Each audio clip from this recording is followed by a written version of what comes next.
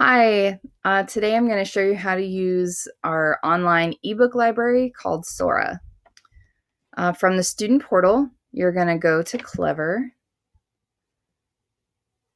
My Clever page looks a little different from most of yours because I have all of the classes in it for elementary school. But when you are in your classroom, you will see all of these apps. SORA should be one of them. You're going to click on that, and it'll take you to this page the first time that you log on. You're going to select Portland Public Schools, Portland School District, and your username.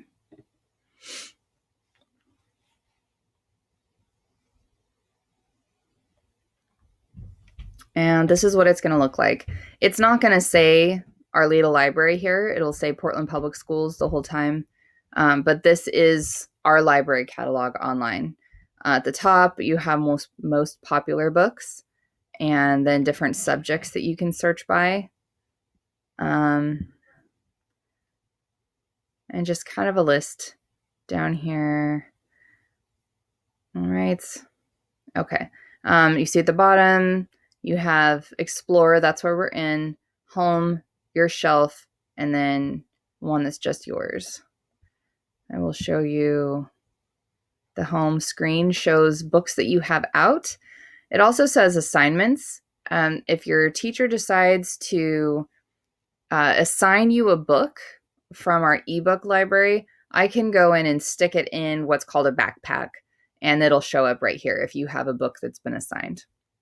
So we're going to go back here.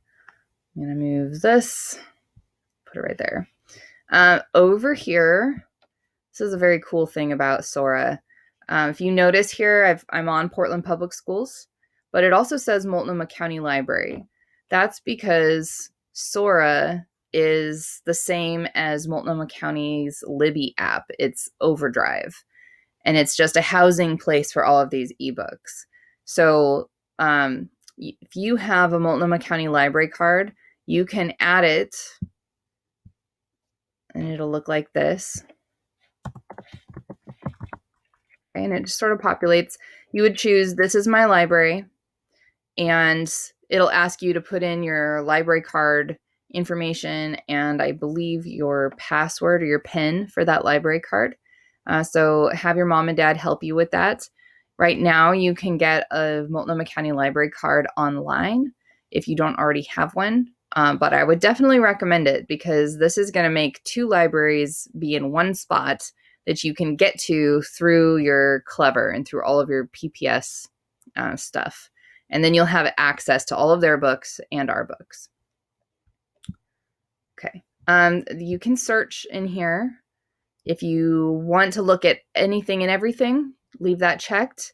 If you need to read something right away, let's say your teacher says, tonight I want you to go home and read 20 minutes and you have already finished your other books, then you want to check available books in ebooks. We have English and Spanish, no German and Chinese at the moment. So we'll leave that on English. And then your age. Okay, middle school would be young adult or juvenile, just depends. Oh, I unchecked it. There we go. And then SORA, obviously, just leave that.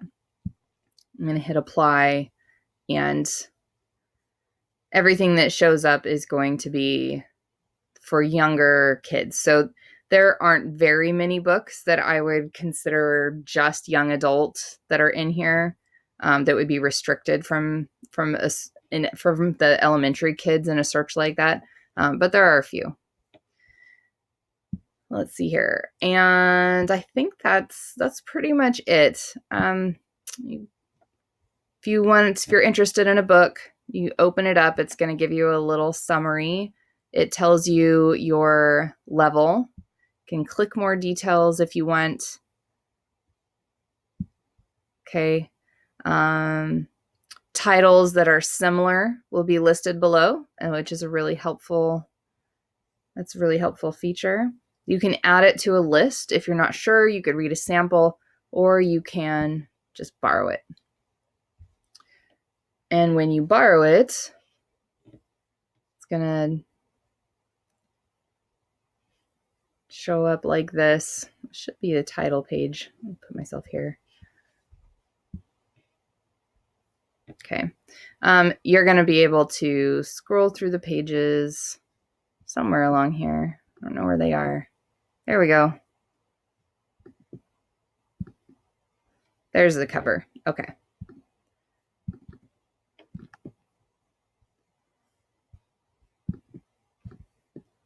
Where is my top stuff? There we go. Okay. So I'm going to close out of here. You can save it, bookmark it. There's some, go directly to chapters. You have different settings for reading. So if you want your words to be bigger, if you want them to be smaller, I actually kind of need them bigger because I'm a little blind. Okay, include accessibility sizes. Okay, so that's going to make, so that gives you more options. You can make them much larger. I'm going to turn that off. And then your lighting. How do you like it to look? Do you want it more lit up? That's how I had it. White background, or a sepia background, I should say, and then the white background.